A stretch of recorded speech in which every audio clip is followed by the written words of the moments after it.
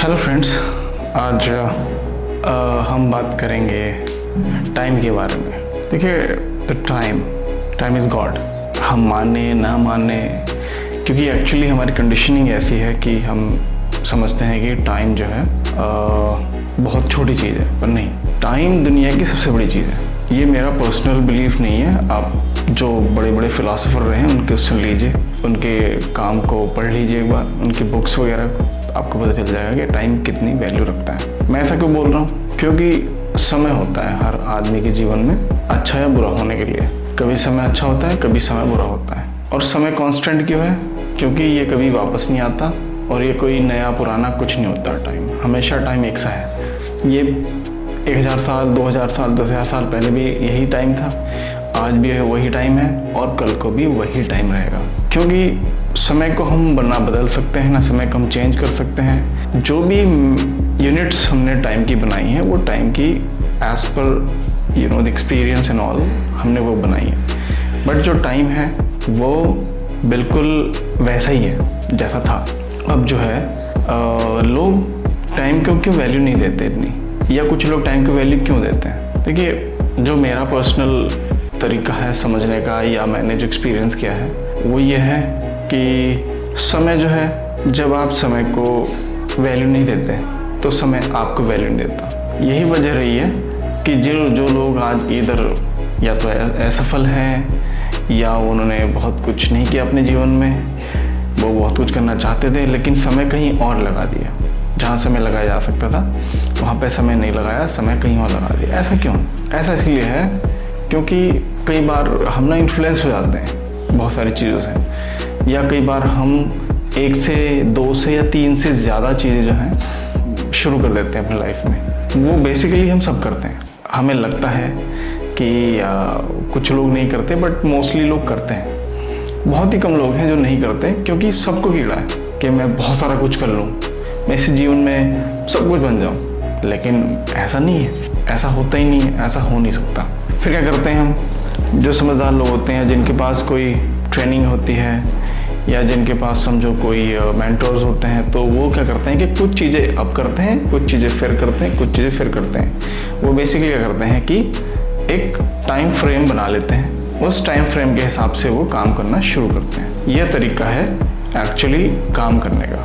तो अब जो लोग सफल नहीं होते उनका तो हो गया, लेकिन जो सफल होते हैं उनका भी यही है कि वो बेसिकली 1 by 1 करते हैं, और जो असफल होते हैं वो सारी चीज़ें इकट्ठी करते हैं। अब इसमें हम क्या कर सकते हैं? बेसिकली सोल्यूशन क्या है जो मुझे लगा है? देखिए, सबसे पहले तो आप खुद से पूछिए कि मुझे करना क्या है। जैसे मैं अपना एग्जांपल लूँ अगर, तो डिसाइड करना इतना आसान नहीं है। हम ये कह सकते हैं कि मैं ये कर देता हूँ, मैं वो कर देता हूँ, और या मैं कर देती हूँ और ये हो जाएगा। नहीं, ऐसा नहीं होता। डिसाइड करना ही बहुत बड़ी बात है, क्योंकि अगर आप मान लो एक काम को डिसाइड कर लेते हैं तो फिर उसके अप एंड डाउन्स होंगे, फिर उसमें चीज़ें ख़राब होंगी।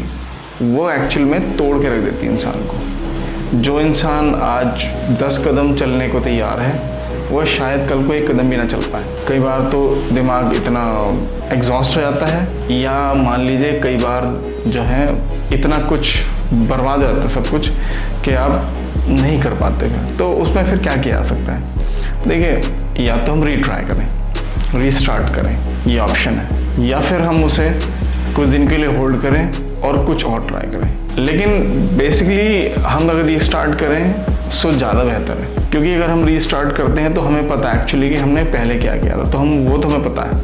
अब हम उसे ही नई तरीके से कर सकते हैं। लेकिन अगर हम कम्प्लीटली न्यू चीज़ उठा लेते हैं, उसमें हो सकता है कि वो चले ना चले।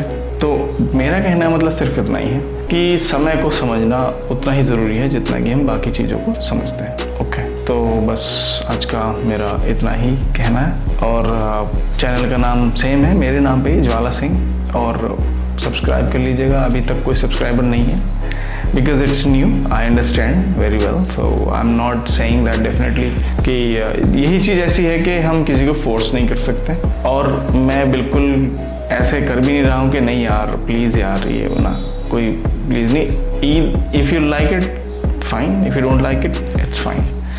क्योंकि कुछ चीज़ें मांगी नहीं जा सकती, कुछ चीज़ें ना मिलती हैं। तो फेम को मांगा नहीं जा सकता, रिस्पेक्ट को मांगा नहीं जा सकता।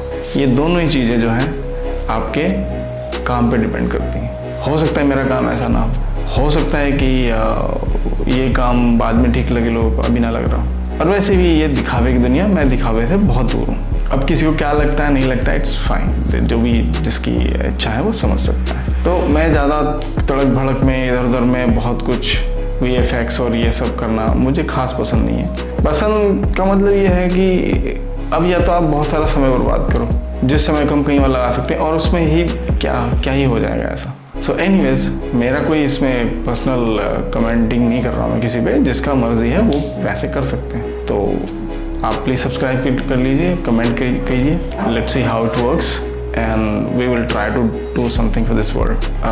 पर्सनली मैं भी ट्राई करूँगा और let's see if we can do this together. तो thank you very much, bye bye.